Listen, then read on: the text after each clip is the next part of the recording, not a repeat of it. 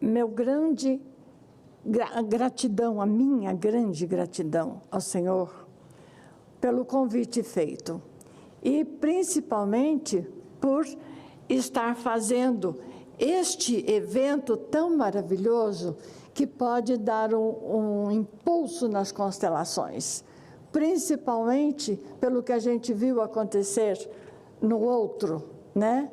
Que o grupo contrário às constelações dizia: constelação não é científica. E eu trago aqui o meu trabalho, que é científico, que eu fiz uma tese de mestrado sobre constelação familiar. E a minha tese de mestrado tem o título Comunicação e Pensamento Sistêmico, 2 pontos. Um estudo sobre constelações familiares. E para ser uma tese de mestrado, obviamente que tem que ser um trabalho científico. Eu fiz uma pesquisa durante 5 anos para apresentar a minha tese, né? Então, eu vou ler, porque é muita coisa e eu teria que resumir em 10 minutos. A cabeça não faz essa síntese tão rápida. Então, eu vou ler aqui, me desculpem vocês, mas é necessário, tá bom? O que eu aprendi com Bert Hellinger, como consteladora há anos, ao refletir profundamente, quando olho para um bebê acabado de nascer, me digo internamente: eu vejo você. Vejo que em todas as células do seu corpo, metade é a sua mãe, a outra metade é o seu pai.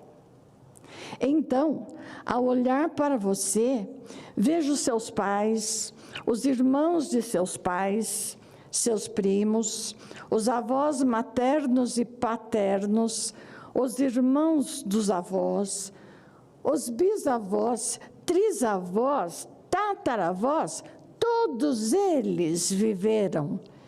A cultura deles está dentro de vocês. E todas as gerações anteriores e toda a vida deles está dentro de você. Vejo a época em que todos eles viveram, a cultura e a história do povo que lhes deu origem. Vejo as lutas sangrentas, as guerras, as tribos, a vida nômade, o princípio da constelação de família, da consciência familiar.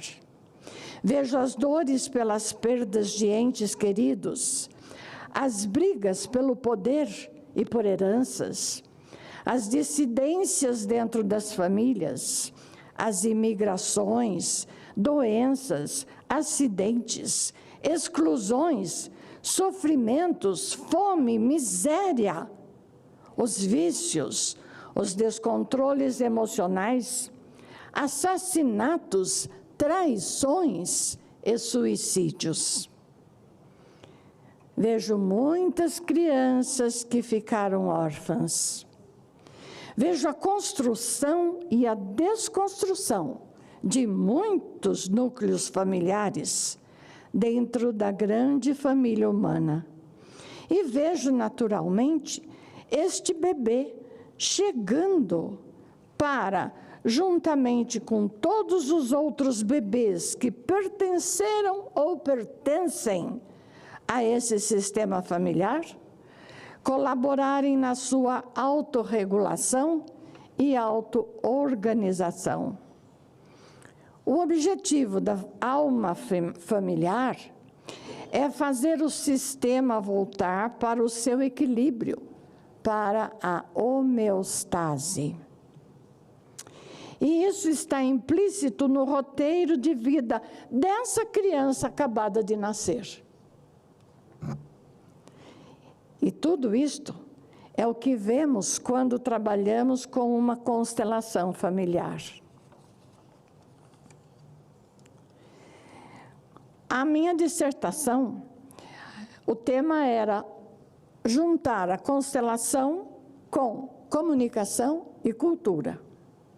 E esse tema, graciosamente, foi um presente que eu recebi para trazer aqui hoje. Então, eu trouxe o final da minha dissertação, que são as considerações finais. Chega um momento em que tenho que encerrar a dissertação, mas devo dizer que a vontade é de continuar, porque foi apaixonante essa aventura de buscar relações entre a comunicação e as constelações. Aprendi muito sobre comunicação e cultura, e me dei conta de que todo o tempo em que estava trabalhando com as constelações, as mesmas eram permeadas pela história de vida pessoal e familiar dos clientes que chegavam a mim. História de vida é comunicação, minha gente. Principalmente quando, nas constelações realizadas em sessões grupais, vemos os corpos dos representantes narrando fatos de gerações passadas, além da geração atual. Sim, os corpos narrativizam o que a mente desconhece e puxam o fio da meada que se novelou num passado distante. Não raro em outras paragens e outras culturas. Quero dizer que a origem do povo brasileiro é multicultural. E isso se constata através das constelações que facilitei. Atendi a demanda de descendentes de italianos, espanhóis, alemães, japoneses, chineses, coreanos, franceses, poloneses, portugueses, africanos, índios, bugres, etc. Dei de encontro com grandes diferenças culturais e raciais que ocasionaram sofrimentos por gerações e mais gerações. É o caso de descendentes de imigrantes que vieram dos países que passaram por guerras, bomba atômica, cataclismas, epidemias, escravidão, perseguição religiosa e outros desatinos humanos. Pelourinhos e instrumentos de tortura ainda estão presentes nos campos mórficos dos africanos, transformados em escravos. Quantos casos surgiram de amontoados humanos nos porões de navios negreiros, de morte por pestes, de corpos atirados ao mar? A epigenética terá muito o que contar num futuro a curto e a médio prazo. Através dos corpos de futuros descendentes dos fugitivos das constantes guerras na região do Iraque e da Síria, como também do Estado Islâmico e da faixa de Gaza, que fogem da violência e da morte. Mais uma vez, agora na atualidade, o mar está sendo a última morada para muitos deles, para muitos. Principalmente na época que eu fiz a dissertação, que foi 2016, estavam acontecendo as debandadas, né, do pessoal daquela região, e muitos naufrágios, muita gente morrendo. E eles estavam vindo desesperadamente, fugindo da morte. Não sabiam o que iam encontrar. Mais uma vez, agora na atualidade, o mar está sendo a última morada para muitos deles, para muitos, que estão naufragando e sendo envoltos pelo manto ondulante em tons de verde e azul, que se mistura com a cor do céu. Famílias inteiras chegam desfalcadas em alguma fronteira, na esperança da sobrevida. Imagino, e minha imaginação vai longe, que nas grandes cercas de arame farpado, o que encontram é uma placa enorme com letras garrafais, escrito: você chegou ao mundo da incerteza, livrou-se do naufrágio, mas não sabe se poderá suportar a fome, o frio, o escaldante sol, as doenças, os maltratos, os medos, os traumas, o fantasma da morte. Voltando o pensamento para o prazer que esta pesquisa teórica me proporcionou, quero pontuar a satisfação em poder dialogar com as ideias de pesquisadores eminentes no campo da constelação e cultura. Gostaria de citar Gregory Bateson, que já foi citado hoje aqui de manhã pela Militão. Acho que foi você que citou Gregory Bateson, não é? E Gregory Bateson, eu fiz um paralelo da vida dele com a vida de Bert Hellinger. Por quê? Porque ele queria chegar no conhecimento daquilo que poderia resolver a questão dos relacionamentos humanos. Ele não conseguiu chegar porque ele morreu antes, mas ele foi um grande pensador que deu origem ao pensamento sistêmico, lá em Palo Alto, nos Estados Unidos, junto com um grupo de cientistas que se encontravam lá anualmente para comentar os seus estudos. E também quero colocar como expoente dentro da ciência Rupert Sheldrake, que também, não por acaso, foi citado pela Rose Militão. E Rupert Sheldrake foi aquele que deu o seu aval à minha pesquisa científica de 5 anos.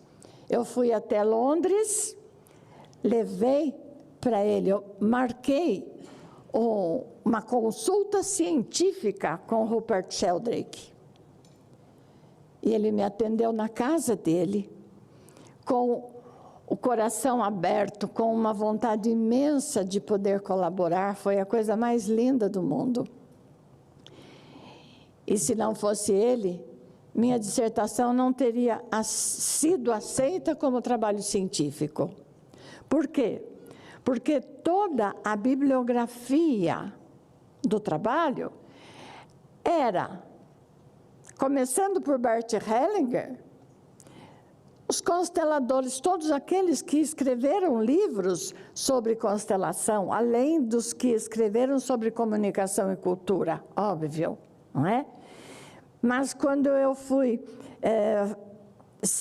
fazer a arguição com os doutores que seriam os doutores da minha banca, eu ouvi o seguinte: toda a sua bibliografia é muito incrível, mas não tem nenhum cientista. Todos são ou comunicadores, ou psicólogos, ou isto ou aquilo, várias várias as possibilidades, inclusive Bert Hellinger. Não é cientista, Bert Hellinger é filósofo, é essencialmente filósofo. E aqui na academia, nós precisamos do aval de um cientista. Falei, meu Deus, e agora? O que eu faço? Meu trabalho está pronto e não pode ser aprovado porque não tem o aval de um cientista. Fiquei assim meio que desesperada. Aí veio o grande insight. Está aí, Rupert Sheldrake está vivo. E justamente todo o trabalho que acontece durante a constelação, que as pessoas se movimentam inconscientemente, quem explicou isso foi Rupert Sheldrake. Então, eu marquei um encontro com ele lá em Londres e expliquei a ele o meu trabalho, que eu criei uma técnica de constelação individual com bonecos. Mostrei a ele o material, expliquei como funcionava e ele me disse, para eu analisar eu tenho que experimentar. Posso experimentar? Eu falei, deve, por favor, deve experimentar. Então ele experimentou e para isso ele me deu um tema para que eu o constelasse. Ele queria ver como que ia funcionar a constelação com bonecos. Então, eu constelei Rupert Sheldrake.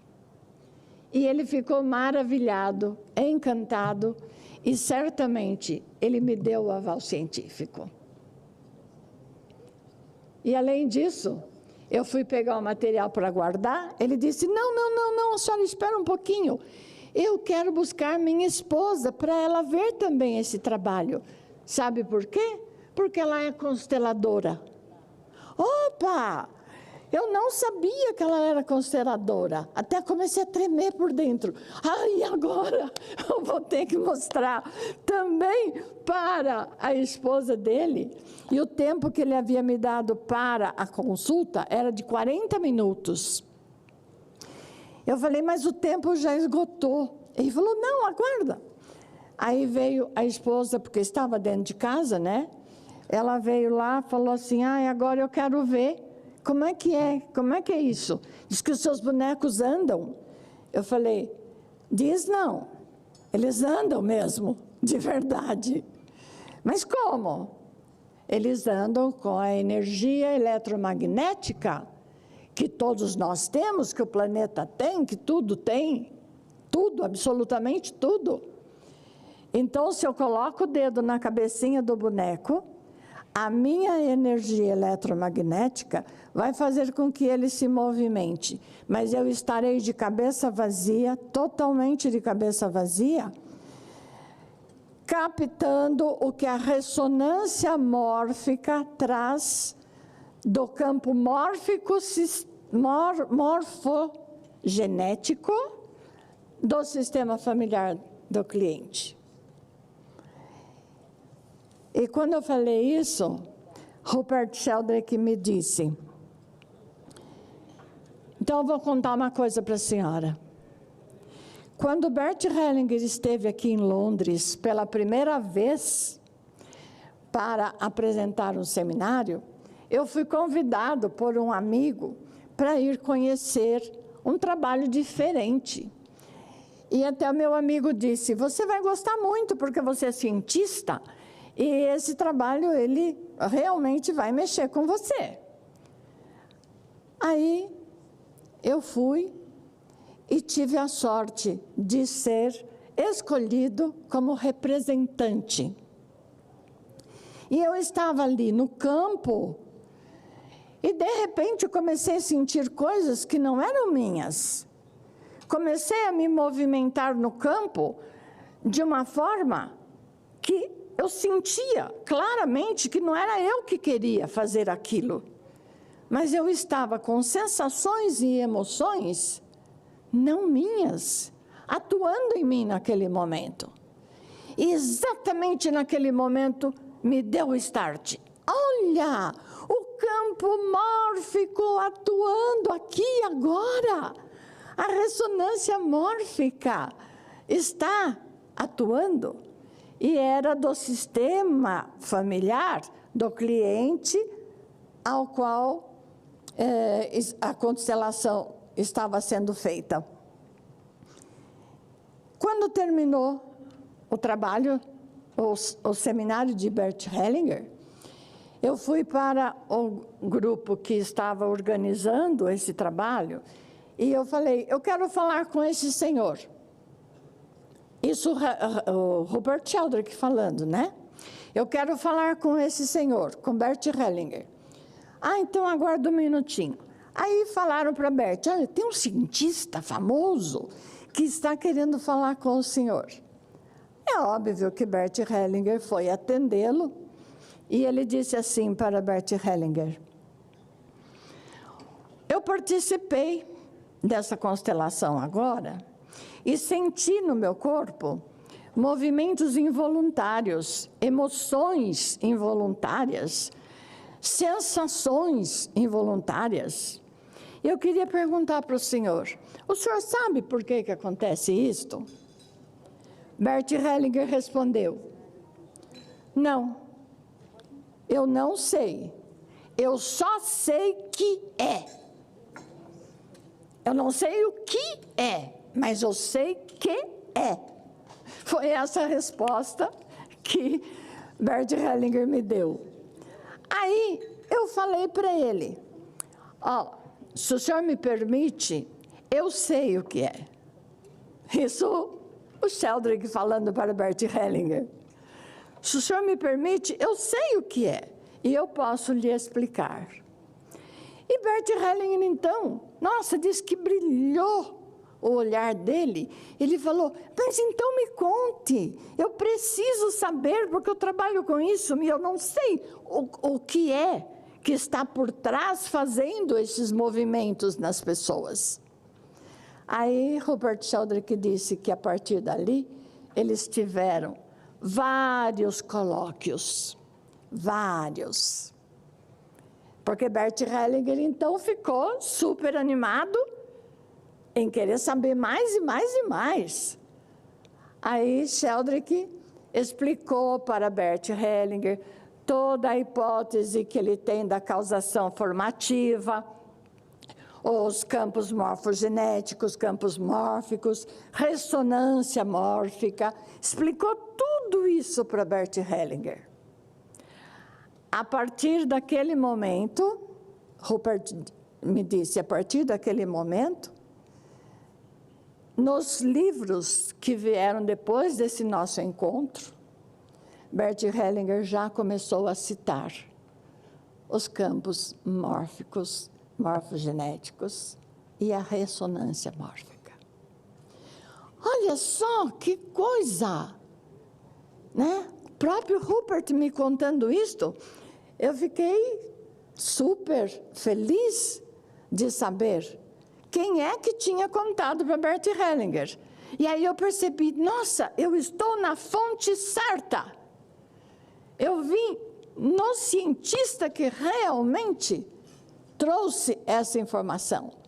E para que o trabalho com as constelações familiares fluísse mais e mais e mais, não é? Então ele me deu o aval científico e minha dissertação foi aceita como um trabalho inédito. E um trabalho inédito.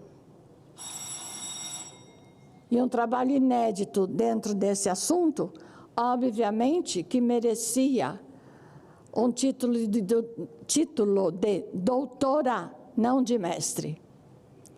Mas na faculdade que eu estava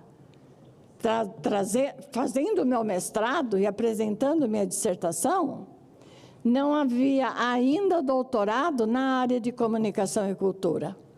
Então, o doutor, na banca, me disse, eu sinto muito, dona Vera, eu queria agora te dar o título de doutora, Mas não posso porque aqui na nossa faculdade ainda não alcançamos os pontos necessários para o doutorado.